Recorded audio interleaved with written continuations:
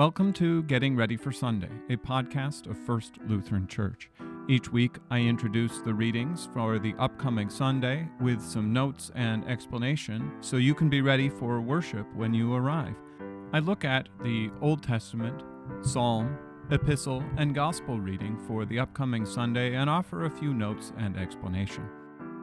The Epistle reading for Sunday, January 21st is 1 Corinthians chapter 7, verses 29 through 31.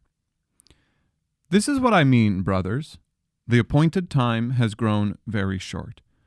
From now on, let those who have wives live as though they had none, and those who mourn as though they were not mourning, and those who rejoice as though they were not rejoicing, and those who buy as though they had no goods, and those who deal with the world as though they had no dealings with it.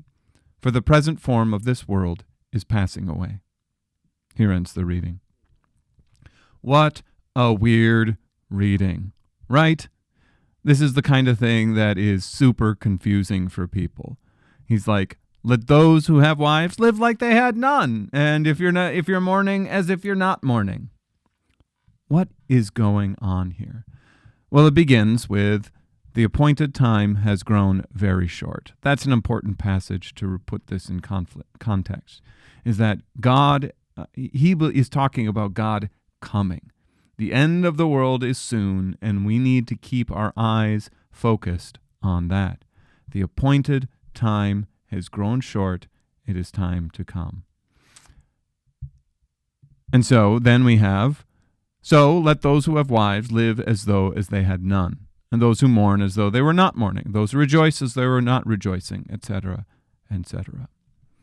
Now you could take that to mean St. Paul is saying, get rid of all your worldly connections and focus just on God. But of course, that would be not consistent with other parts of Paul's message, where he talks about loving and serving and husbands caring for their wives and serving each other. Another thing you could take this to mean, and sometimes people say this, is that St. Paul here is saying God is going to come back anytime, so we can abandon stuff. But then later on, he realized that God would come back, Jesus is coming back, but maybe in a little while, so we still have to do our work. But that is also not something that we can support, because that would mean that Paul was wrong about something, and something in the Bible is incorrect, and that just doesn't work out with the way we approach this. What can this mean?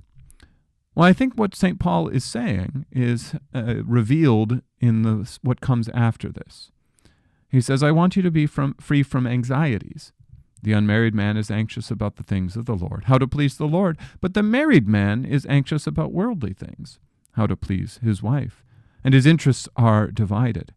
And the unmarried or betrothed woman is anxious about things of the Lord, how to be holy in body and spirit. But the married woman is anxious about worldly things, how to please her husband. So what I'd like to suggest is what St. Paul is saying here is not abandon all things and focus only on prayer, or that he's expecting Jesus to come back any moment now and you should just leave everything behind and just wait. What I think he's suggesting is that when we are in Christ, we ought to focus on God above all things. Jesus says something that could seem just as crazy as what St. Paul is saying. He says, if anyone would come after who does not hate his father and mother and even his own life cannot be my disciples. And if you took that literally, you would have to say, wait a second, Jesus wants us to hate people? But that's not what he means. He's using a figure of speech. And I think St. Paul is doing something similar. We who are married, like I'm married, I need to please my wife, but what's more important than pleasing my wife? Pleasing God, making sure my efforts and my hope and my life are focused on him, which includes taking care of my wife and the people around me. But when God is first and when God is most important, sometimes those two things come in conflict. And I need to be focused solely and wholly on God and his will for my life.